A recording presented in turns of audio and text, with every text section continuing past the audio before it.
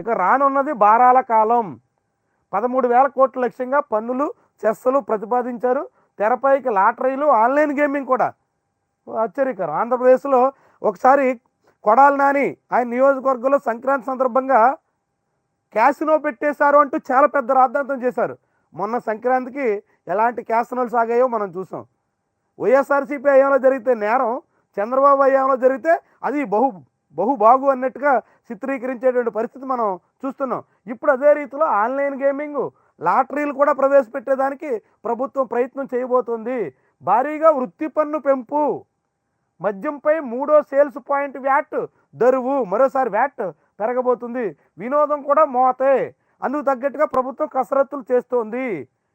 చూడండి, జిఎస్టీపై 1% పెంచడం ద్వారా 4,700 కోట్లు వస్తుందని, ఆంధ్రప్రదేశ్ లాటరీల ద్వారా 3,000 కోట్లు వస్తుందని, ఆన్లైన్ గేమింగ్ అనుమతిస్తే 1,400 కోట్లు వస్తుందని. చూడండి, ప్రభుత్వం ఆదాయం కోసం జోదం పెంచేటువంటి ప్రయత్నం చంద్రబాబు సన్నాహాలు చేస్తున్నారు అన్నట్టుగా ప్రజాశక్తి పత్రికలో వచ్చినటువంటి కథనం. ఇదే నిజమైతే ప్రజల్ని జోదోలో ముంచి ప్రభుత్వం దాని మీద పన్నులు వసూలు చేసుకుని ప్రజలను ఉద్ధరిస్తుందట.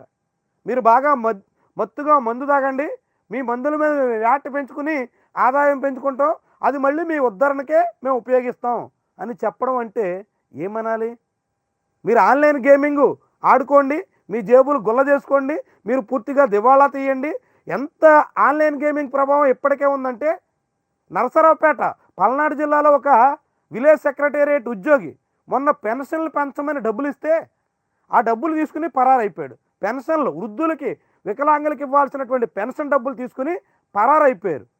పరారైపోయిన తర్వాత ఆయన మళ్ళీ 4 రోజుల తర్వాత ఆయన ఒక వీడియో విడుదల చేసి, నేను ఆన్లైన్ గేమింగ్లో డబ్బులన్నీ నష్టపోయాను, నా కుటుంబం ఇప్పుడు దివాళా తీసింది, ప్రభుత్వం నా నేరాన్ని మన్నించి నా తప్పిదాన్ని గుర్తించి నాకు మరొక అవకాశం ఇవ్వాలని కోరుకుంటున్నాను అంటూ వీడియో విడుదల చేసేటువంటి పరిస్థితి. ఒక విలేజ్ సచివాలయ ఉద్యోగి ఆన్లైన్ గేమింగ్లో పూర్తిగా నష్టపోయి, అప్పులమయమైపోయి, పరారైపోయి, పెన్షన్ డబ్బులతో కూడా పారిపోవాల్సినటువంటి పరిస్థితిలో ఆంధ్రప్రదేశ్ ఉంటే, ఇప్పుడు ఆన్లైన్ గేమింగ్కి అనుమతి ఇచ్చి అందరినీ ఆన్లైన్ గేమింగ్ వైపు ప్రోత్సహించి 1,400 కోట్ల రూపాయల ఆదాయం సంపాదించాలని ఈ ప్రభుత్వం ప్రయత్నం చేస్తుందంటే ఏమనాలి దీన్ని?